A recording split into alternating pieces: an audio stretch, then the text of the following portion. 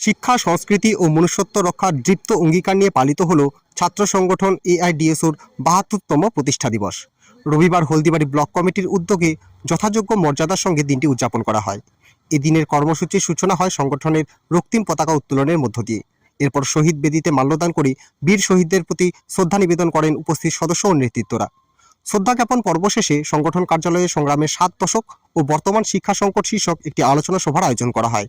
সভায় প্রধান বক্তারা বর্তমান শিক্ষা ব্যবস্থার বেসরকারীকরণ এবং বাণিজ্যিকীকরণের বিরুদ্ধে সরব হন। এদিনের অনুষ্ঠানে উপস্থিত ছিলেন কোচবিহার জেলা কমিটির সভাপতি কৃষ্ণ বসাক, হলদিবাড়ি ব্লক কমিটির সম্পাদক রেজ্জাক সরকার। এছাড়াও উপস্থিত ছিলেন প্রদীপ রায়, অভিজিৎ রায়, চন্দন রায়, অনামিতা রায়, আরিফ সরকার সহ অন্যান্য সদস্যরা। ছাত্র সংগঠন এআইডিএসওর পক্ষ থেকে, হলদিবাড়ি ব্লক কমিটির পক্ষ থেকে আজ সংগঠনের প্রতিষ্ঠা দিবস পালন করলাম।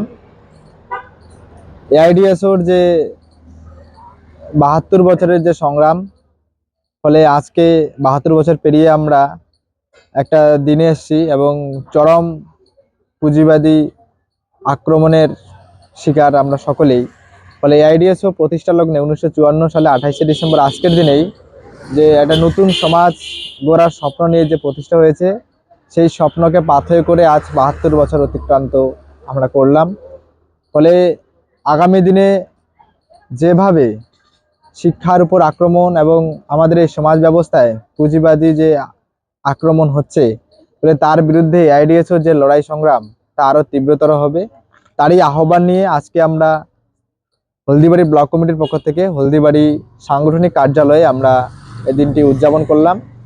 আমরা প্রথমেই পতাকা উত্তোলনের মধ্য দিয়ে এবং শহীদ বেদিতে মাল্যদানের মধ্য দিয়ে কর্মসূচি করি এবং পরবর্তীতে একটা আলোচনা হয় এবং ভারতবর্ষের স্বাধীনতা আন্দোলনকারীদের জীবনী অবলম্বনের একটি সিনেমা প্রদর্শনী করানো হবে।